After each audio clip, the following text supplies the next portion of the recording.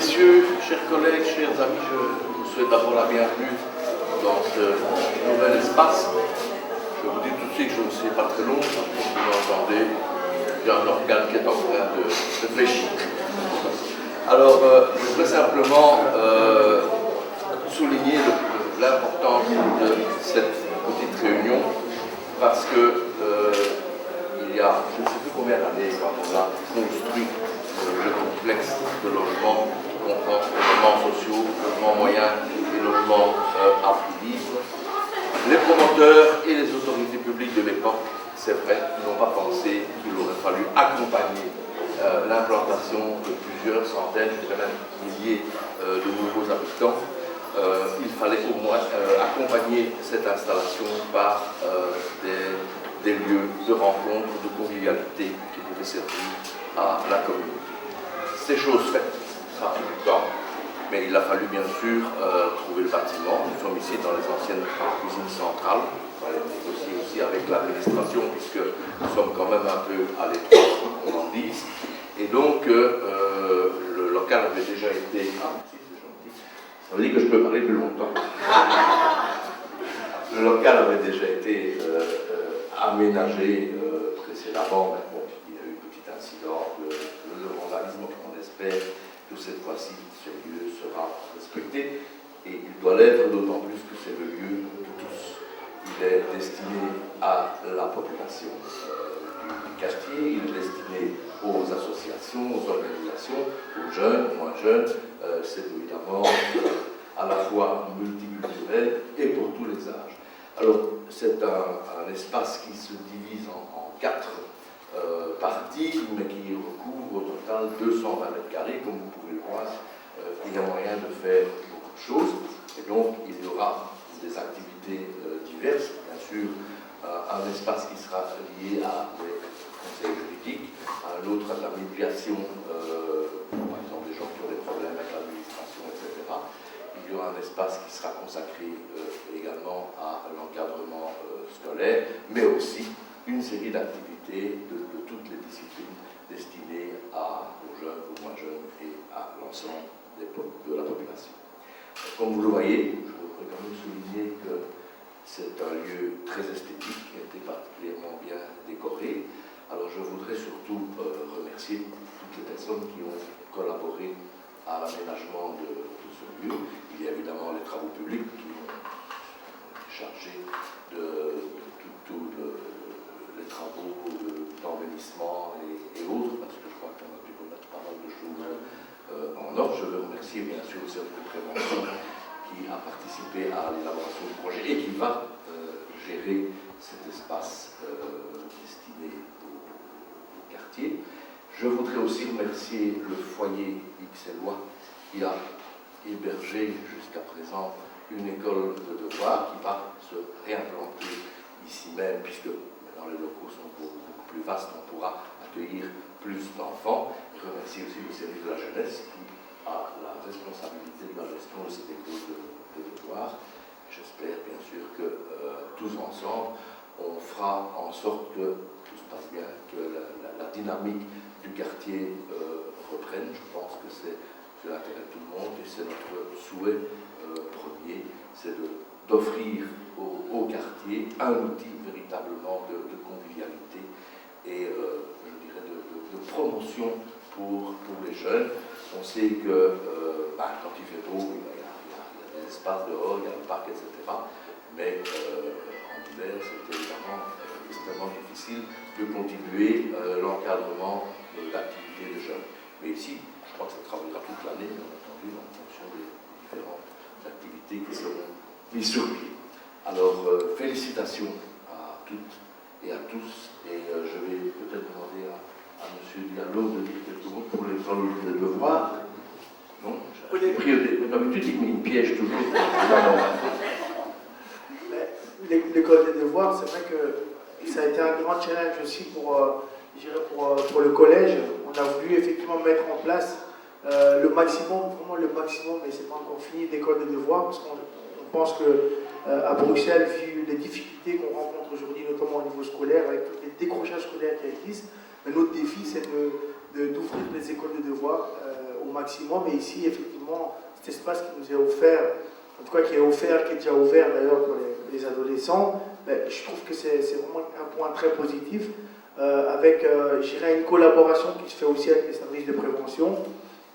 Derrière les écoles de devoirs, mais il y a des activités aussi qui sont hyper importantes pour les jeunes, pour pouvoir continuer à se développer et aller de l'avant. Et je crois que le grand défi pour Bruxellois aujourd'hui, et c'est vrai qu'on en parlait aujourd'hui sur une étude qui avait été faite qui disait Adolescence en exil de Pascal Jemoul, et quand on lit ça, c'est effrayant, et on se rend compte que nous, à XL en tout cas, on a envie de garder cette mixité, et cette mixité qui permettra à la population bruxelloise et XL en particulier de pouvoir continuer à grandir et à se tirer les uns vers les autres vers le haut. En tout cas, vous voyez déjà le collège, il est mixte, il y a une femme, il y a un bronzé, et puis il y a des vieux.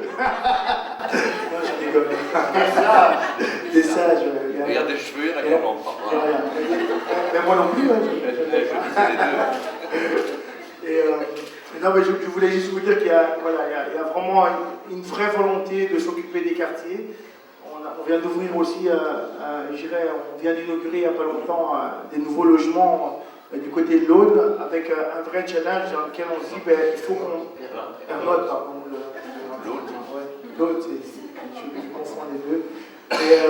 Et donc avec un vrai défi qui est de se dire il faut qu'on anticipe effectivement les espaces collectifs, et là on les a prévus, et on va vraiment essayer de ne pas, essayer de se rattraper, parce qu'ici à Londres on essaie effectivement de rattraper des erreurs qui ont été faites par le passé. Et je pense que le quartier dans lequel on est ici, les gens sont extraordinaires, mais il y a un vrai besoin, et nous on y travaille, on essaie d'accompagner les gens, notamment en matière d'emploi. Il y a beaucoup de jeunes qui ont des difficultés, mais à Londres on accompagne énormément de jeunes aujourd'hui qui sont mis aussi à l'emploi. Le décrochage scolaire, mais les écoles de devoirs y répondent aussi. Et en matière aussi d'accompagnement qui est fait notamment avec l'ouverture du stade à XL, qui est mise en place et qui est accompagné par Samir, qui accompagne aussi les jeunes ici, qui les amène au stade. Voilà. Je crois qu'il y a vraiment un vrai projet de cohérence qui est mis en place, et j'espère vraiment que ce bâtiment va continuer à y contribuer. Merci.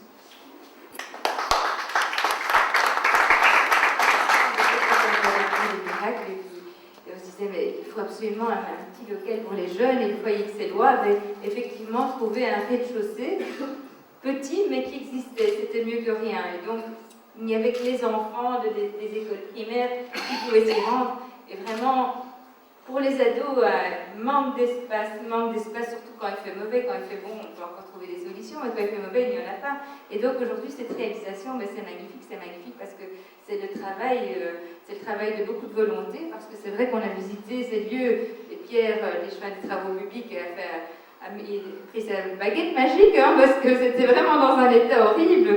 Et donc, ces espaces vont pouvoir permettre tout le développement harmonieux de la jeunesse, à la fois les enfants, les adolescents, et c'est vraiment nécessaire. Et encore, je voudrais féliciter Béa, parce que c'est la continuité. J'étais chemin de la jeunesse pendant 12 années aussi, et c'était quelque chose qui me tenait fort à cœur, et tu as fait beaucoup mieux que ce qui existait, avec Pierre et avec toute l'équipe ici présente. Félicitations, Béa.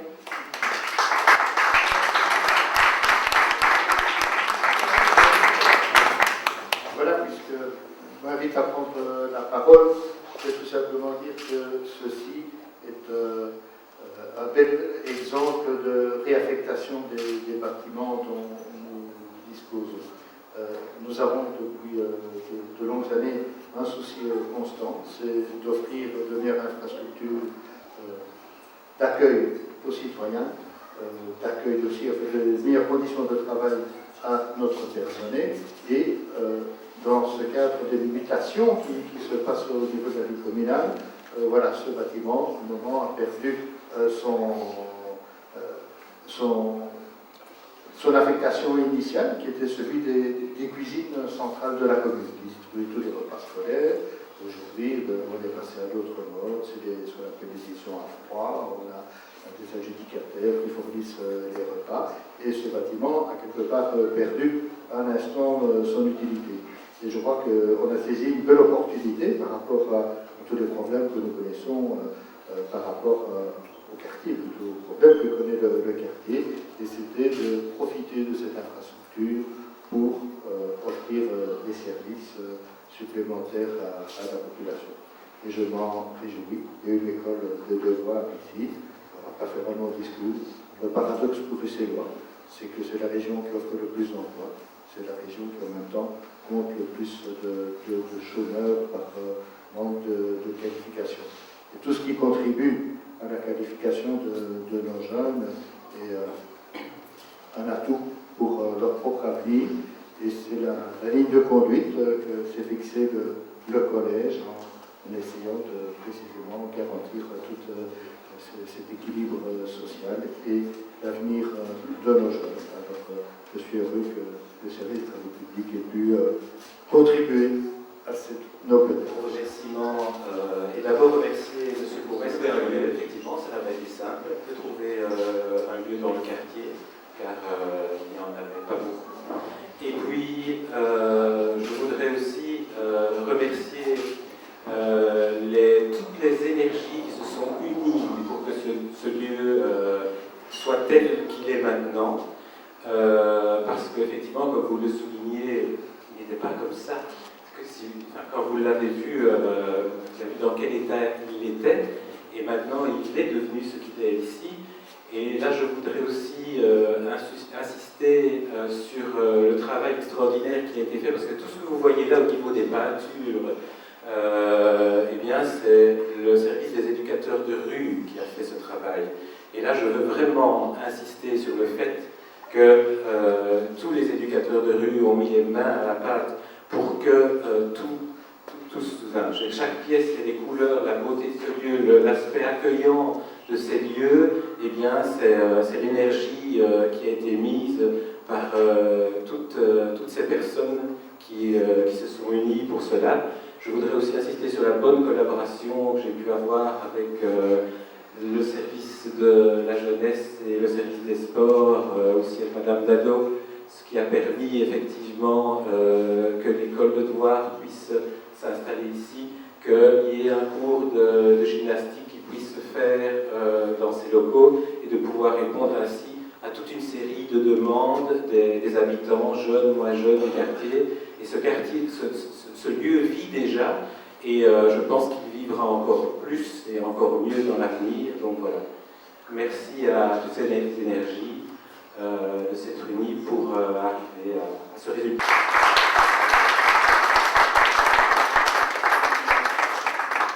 Et bien voilà, alors vous êtes ici chez vous. J'espère qu'on aura l'occasion de nous retrouver régulièrement. Je pense maintenant qu'on peut boire ensemble le verre de l'amitié, le thé de l'amitié, le verre de tout. Voilà. Il y a les deux. Vous avez le choix. Merci et bonne soirée.